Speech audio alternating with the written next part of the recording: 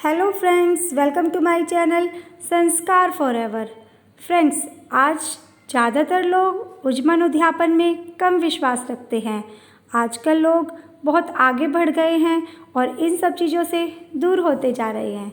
लेकिन मेरी आपसे अनुरोध है कि आप प्लीज़ अपने रीति रिवाजों को, अपने संस्कारों को बिल्कुल भी ना भूलें और जितने उज्जैन उद्यापन हमारे पूर्वज या हमारी माँ दादी माँ करती आई है, हमें भी उन्हें ज़रूर करना चाहिए, क्योंकि इन सब का हमारे जीवन में विशेष महत्व होता है।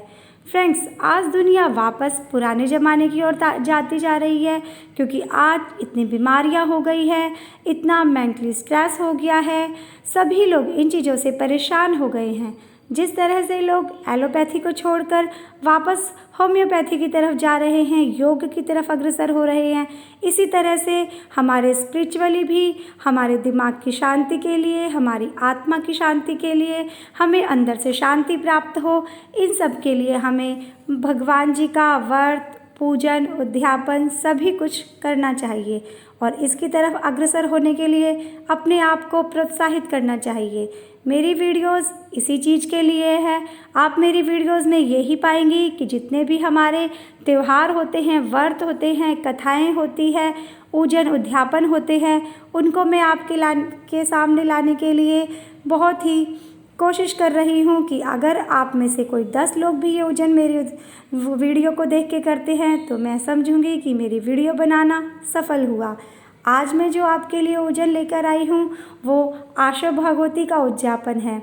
तो फ्रेंड्स, इसको हम आशा भागवती भी कहते हैं, आशा मोहिनी भी कहा जाता है, आसोती भागवती का उज्जमन भी कहा जाता है। इसको किस तरह से करना चाहिए और इसके करने से क्या फल मिलता है, मैं इसकी पूरी जानकारी आपको दूंगी।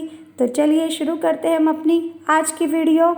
आशा मोहिनी व्रत या आसोती भागवती व्रत विधि, उद्यापन विधि और कथा। यह व्रत अश्विनी मास की कृष्ण पक्ष की अष्टमी से प्रारंभ होकर 8 दिन तक चलता है। फ्रेंड्स, यह जो उद्यापन किया जाता है, इसकी पहले 8 दिन पूजा की जाती है, जो हमारे श्राद्ध पक्ष में ही किया जाता है। इसका विधान इस प्रकार है। इस दिन गोबर मिट्टी से 8 कोने लीपकर, आप ये 8 कोने किसी बड़े से पट्टे पर भी कर सकते हैं या आप इसका ज़मीन में भी 8 कोने बनाकर उसका गोबर मिट्टी से लीपकर ये बना सकते हैं। और इसे आशा मोहिनी की कहानी सुनकर उन 8 कोनों पर 8 दूब, 8 रुपए, 8 रोली की टिक्की करें, 8 मेहंदी की और 8 काजल की बिंदी लगाए, 1 सुहाली रखें, 1 फल और फूल चढ़ाए, 8 कोनों पर दीपक जलाएं। इस प्रकार नित्य प्रतिदिन आप पूजा करें और कहानी सुने। 8वें दिन 1 सुहाग पिटारी 8 कोनों पर चढ़ाएं और 1 सुहाग पिटारी आप अपनी सास के लिए तैयार करें। इसमें आप साड़ी भी रखें और आप इसमें चुटकी कांटा भी रख सकते हैं। अगर आपकी श्रद्धा कम की है तो आप इसमें कम सामान रखिए, नहीं तो सुहाग का जितना सामान होता है कोशिश करें आप इसमें सभी सुहाग का सामान ज़रूर रखें। और कई लोग ये इसकी कहानी 8 साल के लिए सुनते हैं और फिर उज्जमन करते हैं, लेकिन बहुत से लोग उसी साल सुन के और उसी साल ही, मतलब 8 दिन आपने कहानी सुनी तो आप 9वें दिन इसका उद्यापन कर सकते हैं। लेकिन विधि पूरी इसी प्रकार होगी, चाहे आप 8 साल सुनकर करें या आप उसी साल भी उद्यापन कर सकते हैं। इसकी कथा इस प्रकार है। हिमाचल में एक राजा था, उसके 2 पुत्रियां थीं। उसका नाम गौरा और पार्वती था। एक दिन राजा ने अपनी दोनों पुत्रियों से पूछा, तुम किसके भाग्य का खाती पहनती हो? पार्वती ने कहा, पिताश्री, मैं अपने भाग्य का खाती पहनती हूँ। परंतु गौरा ने कहा, मैं आपके भाग्य का खाती पहनती हूँ।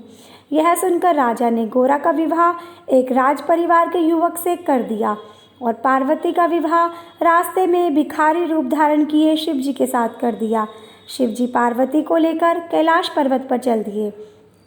रास्ते में पार्वती जी का जहाँ भी पैर पड़ता वहाँ ही धूप जल जाती। शिव जी ने ज्योतिषियों से पूछा कि क्या दोष है कि जहाँ भी पार्वती जी पैर रखती है वहाँ की धूप भस्म हो जाती है। पंडितों ने बताया कि ये अपने मायके जाकर आशा मोहिनी या आशा भागवती का व्रत तथा उज्जमन करे तो इनका दोष मिट जाएगा। पंडितों के बताने पर शिवजी और पार्वती जी अच्छे अच्छे मूल्यवान वस्त्र धारण कर एवं गहने पहनकर पार्वती जी के मायके चल दिए। रास्ते में इन्होंने देखा कि एक रानी के बच्चा होने वाला है। रानी बहुत परेशान थी। यह कष्ट देखकर पार्वती जी शिवजी से बोले, हे नाथ, बच्चा होने में बहुत कष्ट होता है, अतः मेरी कोख बांध दो। शिवजी ने समझाया कि कोख मत बंधवाओ, अन्यथा पीछे पछताओगी। कुछ आगे चले तो देखा एक घोड़ी के बच्चा हो रहा है। उसका भी कष्ट देखकर पार्वती ने अपनी कोख बंध जाने के हठ पकड़ ली। अंत में निराश होकर शिवजी ने पार्वती जी की कोख बंद कर दी। इसके बाद वे आगे की ओर चले। पार्वती जी की बहन गोरा अपने ससुराल में बहुत दुखी थी। इधर पार्वती के अपने मायके पहुंचने पर मायके वालों ने पार्वती जी को पहचानने से इनकार कर दिया। जब पार्वती ने अपना नाम बताया तो राजा रानी बहुत खुश हुए। राजा को अपनी कही हुई पुरानी बात याद आ गई। राजा ने पार्वती से पुनः पूछा कि तुम किसके भाग्य का खाती हो? पार्वती ने उत्तर दिया, मैं अपने भाग्य का खाती हूँ। ऐसा कहकर पार्वती अपनी भाभियों के पास चली गई। वहाँ उसकी भाभियाँ आशा मोहिनी का उजमन कर रही थी। यह देखकर पार्वती जी बोली कि मेरे उजमन की कोई तैयारी नहीं है, नहीं तो मैं भी उजमन कर देती। तब भाभियाँ बोली, तुम्हें क्या कमी है? तुम शिवजी से कहो, वह सब तैयारी कर देंगे। पार्वती जी ने शिवजी से उजमन के लिए सामान लाने को कहा।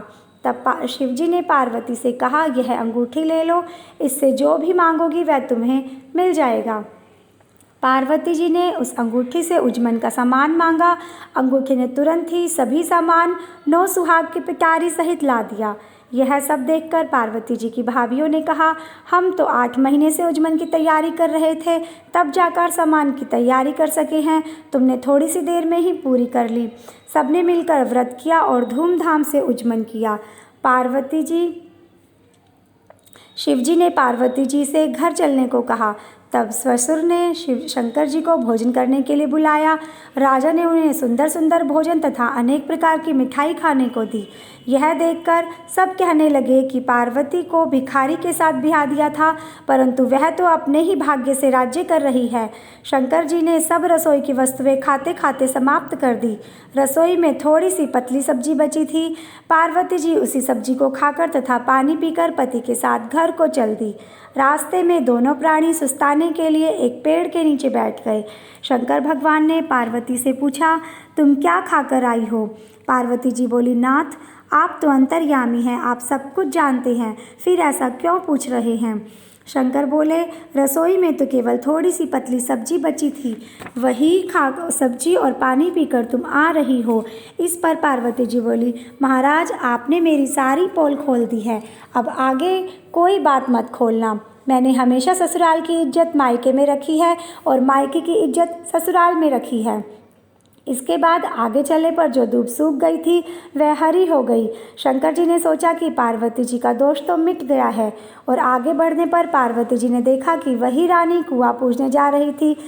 पार्वती जी ने पूछा कि महाराज, यह क्या हो रहा है? तो शिवजी बोले कि यह वही रानी है जो प्रसव पीड़ा झेल रही थी, अब इसके लड़का हुआ है, इसीलिए कुआं पूजने जा रही है। पार्वती जी बोली, महाराज, मेरी कोख खोल दो। शिवजी बोले, अब कैसे खोलूं? मैंने तो पहले ही कहा था कि कोख मत बंधवाओ, लेकिन तुमने जिद पकड़ ली। अब इस पर पार्वती जी ने हठ पकड़ ली कि मेरी कोख खोलो, नहीं तो मैं अभी इसी वक्त अपने प्राण त्याग दूंगी।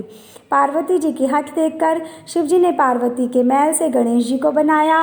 पार्वती जी ने बहुत सारे नेकचार किए और कुआं पूजा।